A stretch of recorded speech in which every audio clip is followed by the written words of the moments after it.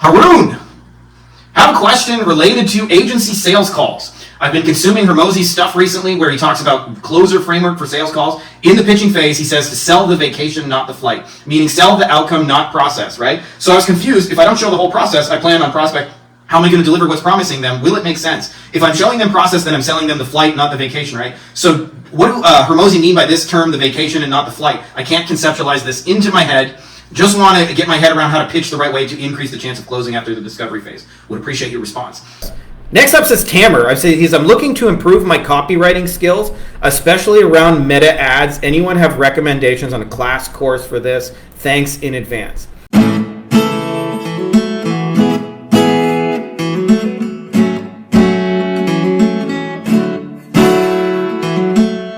What is up, everybody? We are kicking ass. You guys, agency owners, we're doing a little experiment. I'm trying this on my phone today. We'll see. I think this will make for better quality than my shitty inbuilt webcam, although I don't easily see your guys' questions and stuff like that. But let's hopefully we're going to get a better result for everybody. You guys are building some cool stuff. This is an exciting day for me. I'm actually a little bit nervous about it because I'm about to launch book number 2. We're just waiting on Amazon approval, which I figure will happen in the next couple of hours. And we are going to announce book 2 that is coming out. This has been a game changer for me personally, and it's called Passive Automated Recurring Income, The Art of Do Once and Get Paid Again and Again. And I hope to share that philosophy with you guys because I think it's just, it's really cool shit. Anyways, appreciate you guys all coming on here and just being the cool motherfuckers you are. I will let you guys know when that is live and you guys will be able to check that out.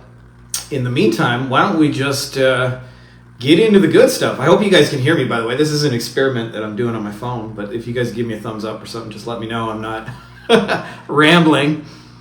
Ladies and gentlemen, boys and girls, children of all ages, Frankie Fihn proudly brings to you our weekly Q&A. If you're not impressed, then you just cannot be impressed. Let me open up just the questions here on the old computer. First up, we got Ian. Ian says, guys, how would you go about convincing a client on the strategy you wanted to do for meta ads, creative, and copy? So my client is sort of strict when it comes to her brand. The current setup is we run lead generation via instant forms for breast augmentation. It's fairly expensive. Competition is fierce. There are plenty of them. Creatives we're using currently is more of aiming for the wants of the audience, like images of sexy women with their breasts. I'm always for that, by the way. Anybody who wants to send me sexy breasts, that is allowed. And putting off a price on some of the benefits on the text overlay. Ad copy is very direct, either they want it or not. Like most of the competition that's running meta ads that doesn't last 3 months, we've given her 400 plus leads, but no conversations, and she's starting to panic. I saw a competitor running different kinds of ads for 2 years. Yes, 2 years. Non-direct, more on the consideration state of the buyer's journey. No breasts on the image, no prices on the ad copy. They're focused on the clinic, the breast implants, the doctor itself, some credibility on the surgeries they've done. We'd like to replicate the same ad strategy for the client, but she doesn't want it or she's not convinced. I know it's on my side. I need to convince her of the strategy and expected results, but I'm not sure how to ask about it. Slide deck, case study, something that I haven't discovered yet. Persuasion skills, bribe. I just want her to agree on my strategy and let us decide and have control on the creatives. This will be for the good of the clinic anyway. All right, my dude. Ian, I feel you on this one. Clients who fight your own expertise and things like that. I'm probably gonna be like just being real with you in this case. Like I'm probably gonna give you some bad fucking news. I'm just gonna tell you. So the bad news is you're probably gonna lose this client, just so you know, for a couple of reasons. One is this is why I'm big about like certain processes bringing people in the door, because they do not see you as an expert, or they would not be fighting with you on your advice. And the time to establish your expertise is before they sign up with you, not after.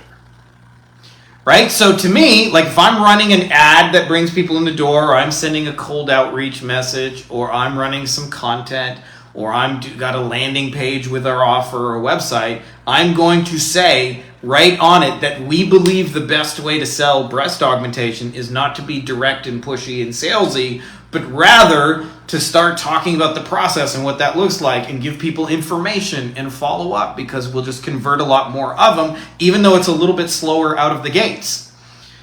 So that's the first thing is like, I don't think you should convince people. I'm not actually in the convincing game. In fact, the longer I do this, the less interested I am in convincing clients of anything. I just state what I believe to be true, and those who want to go on that strategy with you can do it, and those who don't are fine to go somewhere else and try something else, right? So I don't think you should be convincing people, but if you're going to convince, do it before they talk to you, not after. It's a really, really hard thing. And the second thing is, there's a giant fucking red flag in your thing. It says, we've given her 400 plus leads, but no conversions, and she's starting to panic.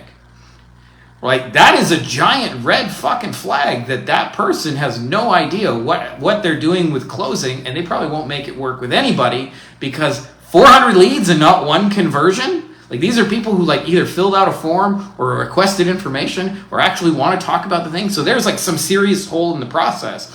Now, I've mentioned this before. When clients like this, like you said you sent them 400 fucking leads and they haven't closed one, right? So it's almost always you're going to have to do one of two things in these kind of scenarios. You're either going to have to work with the kind of clients who actually know how to fucking close. And the easiest way to pick them out is they have all the trappings of sales. They have a CRM. They have a team. They're trained on it. They're trained on sales. They have a script. They can tell you what their script is. They can tell you what their numbers are. They can tell you how quickly they respond back to somebody. All the amateurs, by the way, wing it. You can be an amateur agency but work with professional clients, because what you're going to find is they know what to do when you get them a lead. So, or you're going to have to bridge that gap, because it's probably just basic shit, like real basic shit. They don't answer the phone. They don't call people back fast enough. When people get on the phone, they say really fucking dumb shit. The person will call them about breast augmentation, and they'll like not say, hey, do you want to come in for a consultation?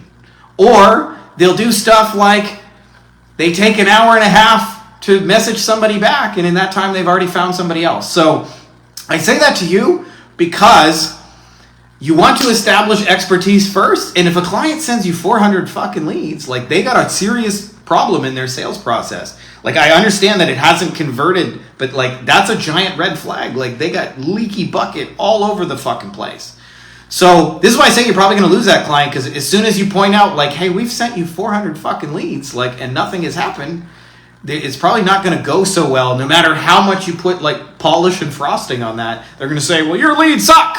And you're probably going to get in a standoff where, like, that's why I mentioned, you're probably going to lose this client.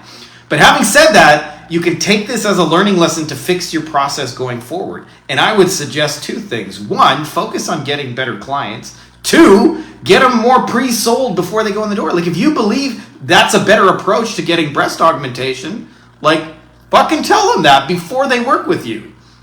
Because you'd much rather them buy into that idea before they work together than after. And then the last piece is either work with the ones who know how to close or start bridging that gap. But you're going to have a difficult experience otherwise, because these guys just sound like they don't know what the fuck they're doing, which is common, by the way. Just there's more bad clients who don't know what the fuck they're doing than there are good ones out there. And so that's why I'm like, I think people really underestimate how important client selection is. Like, most people in their head are just going, any dentist will do, as long as they got a credit card. And it's more like any dentist who's already spending on advertising and has a sales process in place and a team and knows what to do with the leads. Let's add leads to them, because then it'll actually be a valuable service for them. That's a discussion for another day. Anyways, I hope that's helpful, my dude. I'm going to tag you on that on the replay. Haroon, have a question related to agency sales calls. I've been consuming Hormozi's stuff recently, where he talks about closer framework for sales calls.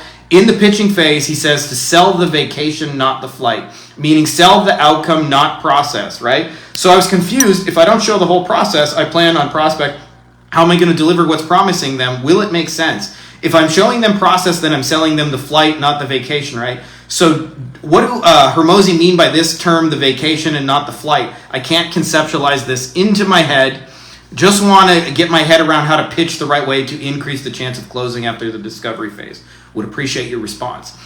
All right, my man. So I think like, let's make some distinctions before I answer the question, okay?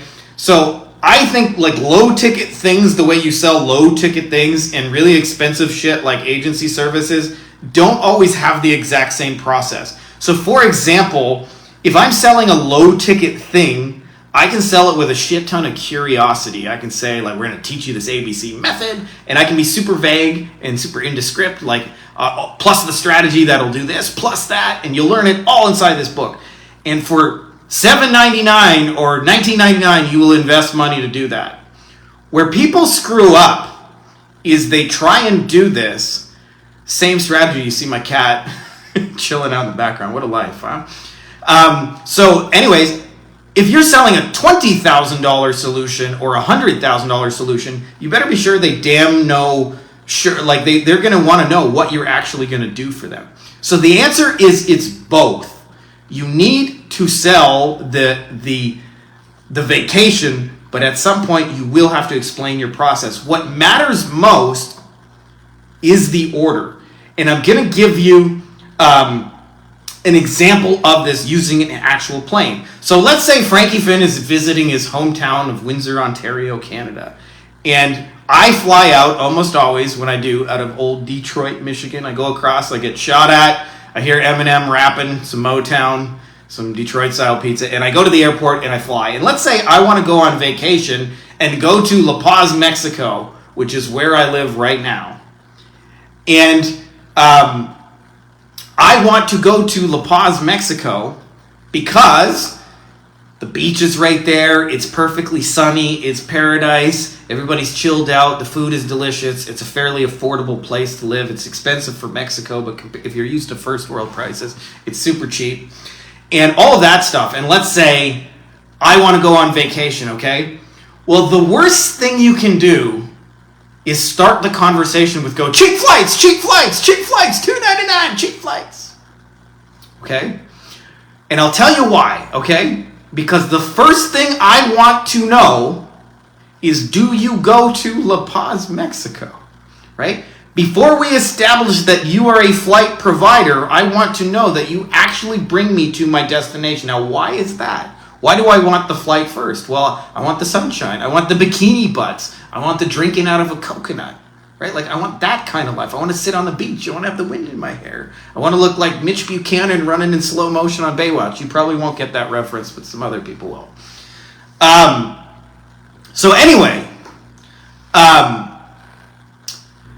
so the first thing they want to know is about the vacation, and the vacation is the outcome it creates for the client in this scenario, and the flight is your process that gets them there, right? So WordPress web design is a process. SEO is another plane ride. Facebook ads are another plane ride. Google pay-per-click. I'm going to build you a funnel. Like, no dentist woke up in the middle of a cold sweat saying, I need a funnel. Like, fast, get me a fucking funnel, right?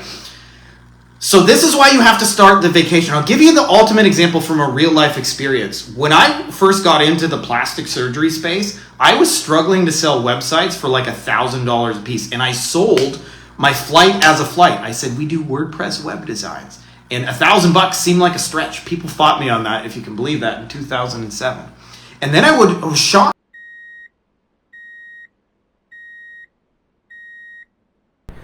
Sorry about that, guys. Looks like phone gave some technical difficulties, so I think we're going to just go back to the old laptop and record here.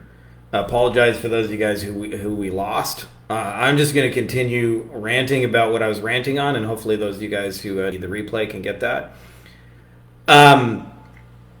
So yeah, we had some technical difficulties there. So anyways, I was talking about the plane ride and Haroon's question about like the distinction of the plane ride. So most people make the big deal the process, and I mentioned, like, I was talking to a plastic surgeon, and back in those days I was struggling to sell websites for $1,000, and I was shocked to find out that there were plastic surgeons who spent between $40,000 and $100,000 for a basic WordPress website. Like, my mind could not even fathom why the fuck would anybody pay $100,000 for a website. And it wasn't until I spoke to the surgeons that I understood what they were really buying in their mind. And they would say, I just got to get 2 or 3 patients from this and I'll make a return on investment. So they weren't buying a WordPress website. They were buying 2 or 3 new patients in the door. And so that's an example of a destination, a La Paz, an outcome. Fucking right, Cole. Like, I need some Mexican internet, man. I pay the most amount of money for the top of the line internet here, and as you guys can see, it still sucks sometimes. But anyway, so when it comes to selling your solution, most people want to highlight the plane ride. We do SEO, we do pay-per-click, we do Facebook ads, we do funnels. We help you get book appointments. And you really want to think about what shows up for the end client. So in the previous example, like an example of an outcome, Ian mentioned that there were 400 people who reached out to them about breast augmentation. Right? That's an outcome. Right? That's a clear outcome to me. And in his case, if he's being real about it, you still have to close him, you still have to follow up, you still have to send him information, etc. like that. You still got to add him to your CM, but we'll give you 400 breast augmentation. So what happens is if you show somebody something they want, a destination, they're probably going to want it, and the next thing their mind is going to wonder is like a little piece that we talk about in our Loom videos, will it work for me? And immediately after that, the thing they're going to wonder next is how does it work? And this is the logical part you're talking about, is the flight itself. They want to know, how do you actually get me there? Now, what people do with this that screws it up is they either do too much detail or too little detail, and it's vague and unspecific. So I'll give you an example of this, okay? Too much detail is like, let's say I'm going to set up Facebook ads for you, and I say, let me show you how to create a pixel, and let me show you how to create a landing page, and let me show you how we're going to create a Facebook ad, and all of a sudden I got this hour-long video showing you all the technical details. Like, you don't give a shit. But the flip side of that is sometimes I see people explain their process, and it's vague and unspecific. They say, optimize, automate, and engage, and they use these like platitudes and stuff like that. That's not really clear for me what you're going to do. And so you want to break down your process, what's up, Johnny, into 3 to 5 steps of how you get somebody from where they are to that result. And every time you mention a step, you are relating it to the outcome they want. So like if I was doing a plane ride and said, how are we going to get you to La Paz? I would say, you're going to come to Terminal 2 in Detroit, the McNamara terminal. You're going to get on a Delta flight, and Delta goes directly from Detroit to Mexico City. And then from Mexico City, you're going to transfer over, and there's a flight to La Paz. And in a matter of 12 hours for $799, you're going to be sitting on the beach drinking out of a palm tree. Right? So every step of that process has to be related to, we're going to get you to the beach, we're going to get you to the palm trees, or in the plastic surgeon case, we're going to get you to 40 breast augmentation people. So yes, you do have to show your process, okay? But what happens is most people think it's the most important thing, and it's only an important thing after we've established something they want and that we have a clear delivery vehicle to get them there. So it's really, really important, right? Like, we will get you to dream destination. Step 1 that we do brings you to dream destination. Step 2 brings you to dream destination. Step 3 is another step to bring you to dream destination. So, for example, if I was selling a website to a plastic surgeon, knowing what I know now, I wouldn't say WordPress websites, that's a plane ride. They don't give a fuck.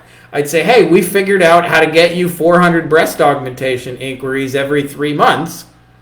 And let me show you how we do that. Step 1, we're going to get a little basic information about you, how long you've been practiced, stuff like that. This will serve as content on the website. I'm going to ask you for professional headshots. Step 2, I'm also going to ask you for case studies. Step 3, we're going to build a mock-up I'm going to send you the mock-up. You're going to look at it and make sure that you like it. And then after that, after we've done any revisions or whatever, we're going to code it so it's actually functional. And we're going to build it on our servers. And when it's ready and we all like it and we agree, we're going to then copy and paste it over and switch it and make it live on your website. And this will help you to get 400 or so breast augmentation leads every 3 months. Does that make sense to you?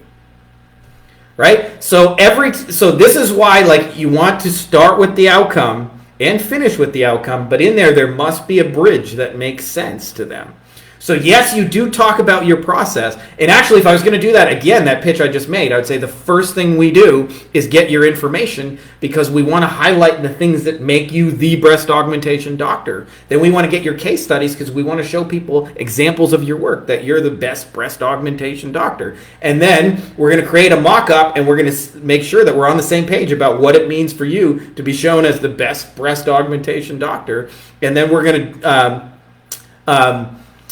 code the thing and do all the technical stuff, and then show you a finished version on another server, and when we agree it's good, we're going to make it live. And what you're going to see, as soon as you do that, you're going to start seeing breast augmentation leads coming through your machine. Does that make sense, Mr. Doctor So-and-so?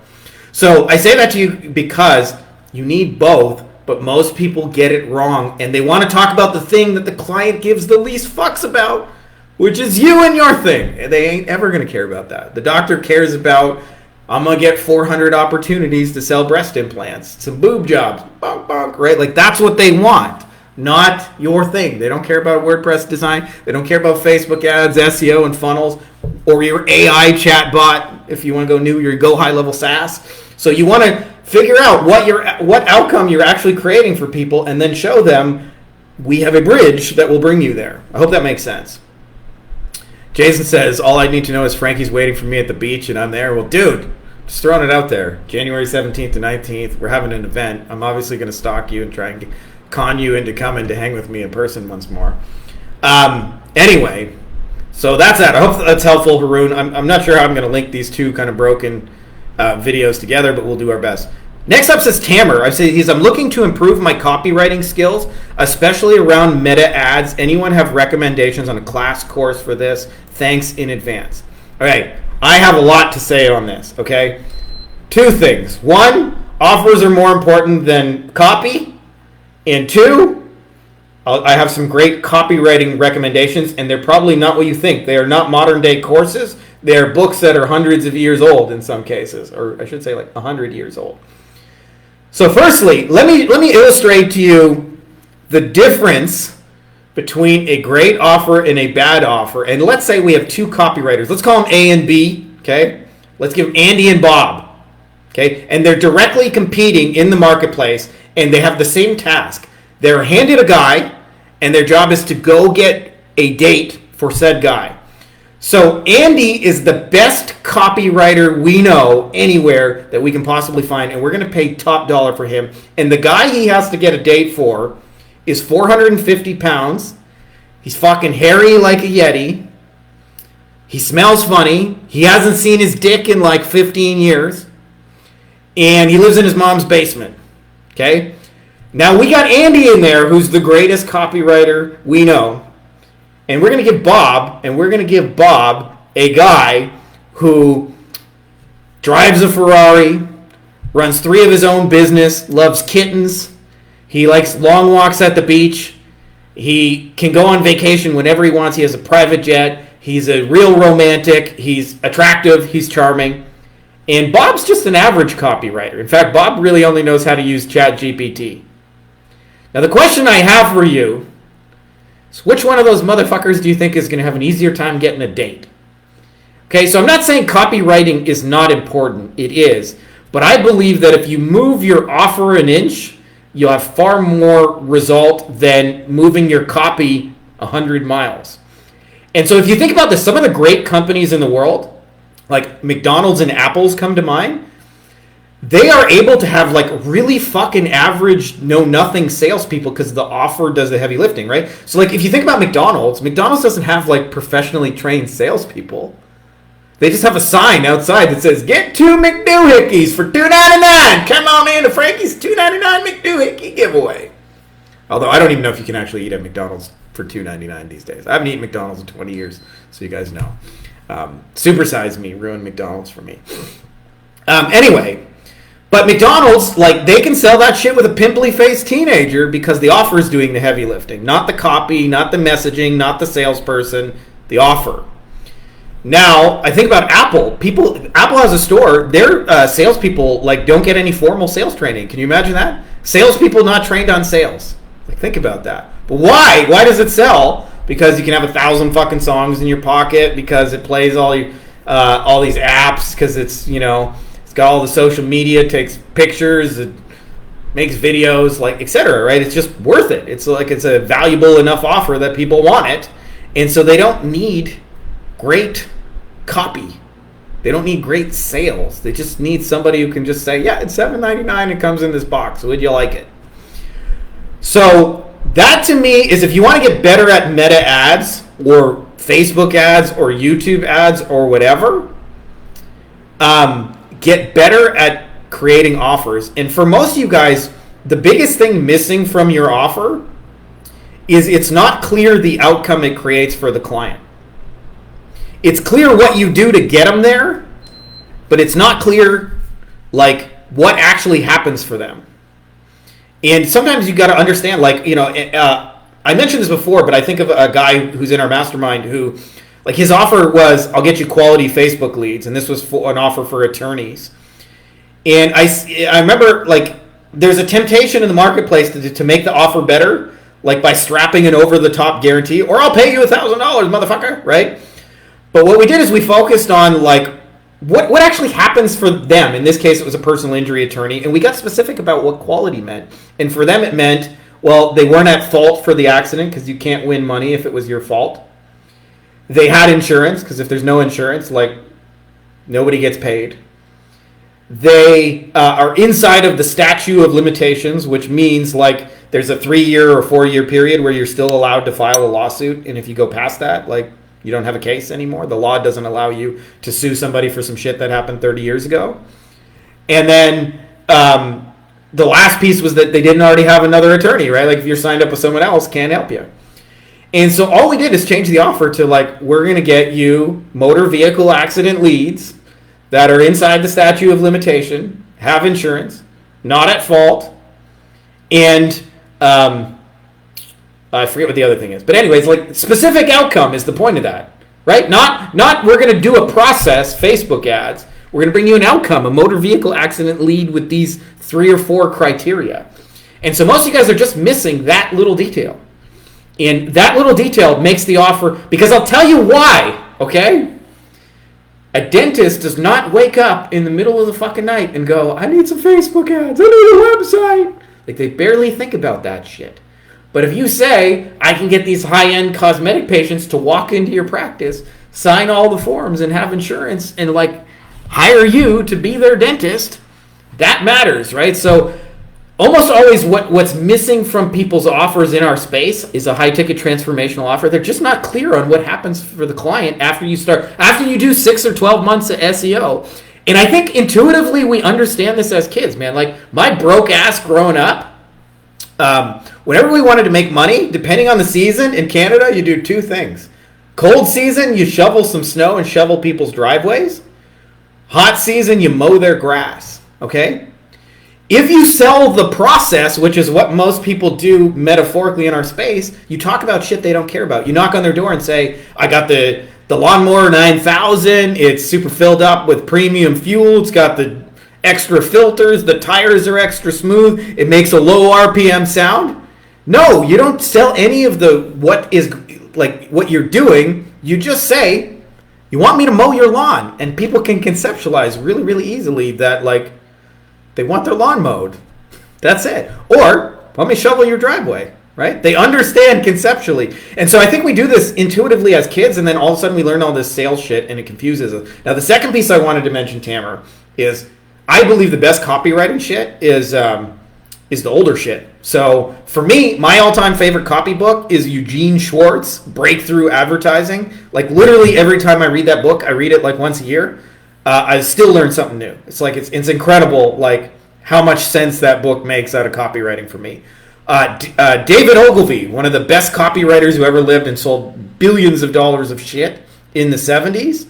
Anything by David Ogilvy. Claude Hopkins and the old stuff. So I'm not saying you can't learn a Facebook ad. There's some new ones I've seen. Cashvertising is one that a lot of people seem to recommend. I'm trying to think. There's one or two other ones. So I'm not against like any of the newer stuff, but I believe like the best copywriting shit is the shit that was true 100 years ago. And I'll tell you why.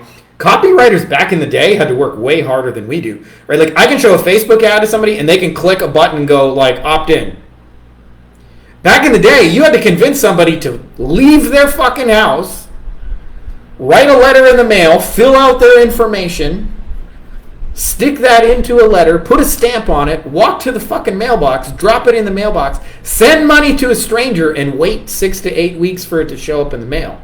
Right? So like the hurdle, the amount of copywriting they had to do to get somebody to do that was significantly like higher than it is today, where somebody can just enter their credit card information on the old internet and get instant access. And so I believe in many ways like those books are better. And by the way, read Eugene Schwartz and apply it to Facebook ads, and you're going to write killer Facebook ads in your specific use case. So I don't necessarily have a course to recommend to you. Just like look at old great copywriting books and understand how people think. I'm a big believer. Psychology before technology. Understand the person on the other side of the ad better. Not like there's a need for people who like click buttons and know which settings to do in ads, but I feel like that's like 10-20% of it, and it's the piece most people obsess about, and not the psychology and understanding the person on the other side of the ad. And if I had to put everything on one or the other, I would put it all on the psychology and very little of it on the technology. I'm not saying it doesn't matter. It does. Everything matters in ads. But I think most people have it backwards. Like I see all the time in like Facebook ad buying groups, how do I find a cheap media buyer? Do you use this campaign setting or that campaign setting? Do I scale by this much or that much? Should I duplicate the ad set? And all the technical questions, and I see very few. How do I better understand the psychology? What kind of offers are working? What do I need to say? How can I reduce friction in this piece? How can I make it so that I'm calling out my ideal buyer? How can I target this specific person with this sort of beliefs and whatever so I can get my ad in front of the right person? Like I think people think way too much about the technology and not enough about that. So that's a long-winded answer, but Bob is going to win the copywriting contest because he's got a better offer. And if he better understands what women are looking for, then Andy, he's going to do even better, right? Like if they're looking for a rich, successful guy, and he headlines his ad says "rich, successful guy," right? Like he's going to win. So that's why I say like an inch of offer improvement is worth like 1,000 miles of copy improvement. Anyways, I hope that's helpful, my dude. Last up, we got our man Jacob. And this was a little bit of back and forth. It started with Jacob and ended with Richard. He said, sorry, I'm all over the place here. I guess we got two questions. That's why I'm all over the place. All right, I made sense of my notes. Sometimes my notes here. So this started with a question by Nathan. I'm going to read you guys the backup. He said, what is the biggest mistake you think agency owners make in year one? And this was my response. I said, just speaking for me personally, not anyone else, but I spent way too much time on the wrong actions. I was busy, but not on any of the shit that mattered. So I would update my website for the 12,000th time, a website that has 2 fucking visitors. You know, one of them's my mom, one of them's a bot from China, but I'm updating it for the 12,000th time. I checked email a lot, even though nobody was really emailing me.